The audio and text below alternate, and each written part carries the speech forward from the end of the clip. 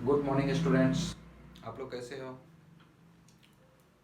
चलिए, previous lecture में अपन centroid discussion में आ गया था, सरकम सेंटर आ गया था, ऑर्थो सेंटर आ गया, एक और बच गया इन सेंटर। इन सेंटर को आज डिस्कशन में ले लेते हैं। इन सेंटर क्या होता है? इन सेंटर को हम आई से इंडिकेट करते हैं। तो देखो इन सेंटर क्या होता है, पहले ये देख लेते हैं कि आपका कोई भी एक ट्रायंगल्स आपको गिवन रहेगा। ये कोई भी हमारा एक ट्रायंगल्स है, ट्रायंगल जैसे ए बी और सी। इसके इसके जो कोऑर्डिनेट आपका गिवन रहेगा x1 y1 x2 y2 and x3 y3, ये गिवन रहेंगे। अब देखो ये मेरा एंगल ए बनता होगा, इसी तरह से बी एंगल यहाँ पे और ये सी एंगल्स बनता है। तो देखो क्या होता है कि आप डिवाइडर से इस तरह से एंगल को ऐसे कट करके करते थे क्या, ये इस तरह से कट करते थे, यहाँ से लेके ऐसा कट करते थे और फिर ऐसा दोनों को मिला देते थे ऐसा। तो क्या होता था, ये एंगल को बाइसेक्ट कर देता था। सिमिलरली यहाँ पे भी आप इसको बाइसेक्ट कर सकते हो, इस एंगल को, इसको सी एंगल को। इसी तरह से ए एंगल को भी आप बाइसेक्ट कर सकते हो ना। अब ये जो बाइसेक्ट हो जाता है तो ये जो हमारा पॉइंट होता है जहाँ पे, वही मेरा क्या होता है, इन सेंटर होता है। मतलब हम कह सकते हैं it is intersection point of intersection point of angle bisector line, angle bisector lines is called बेटा कौन सा, इन सेंटर।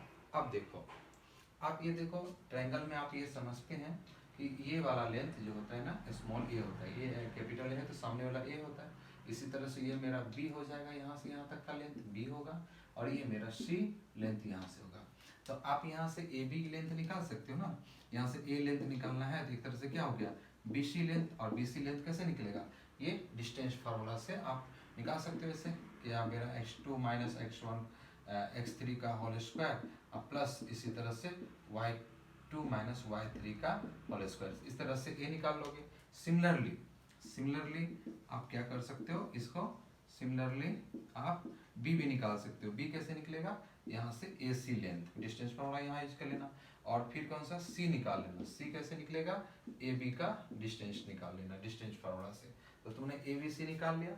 तो अब इन सेंटर का कैसा रहता है बेटा, इन सेंटर यदि हम निकालना है तो इन सेंटर का जो हमारा कोऑर्डिनेट होता है, इसे x निकालना है। तो x कैसा होता है, a इंटू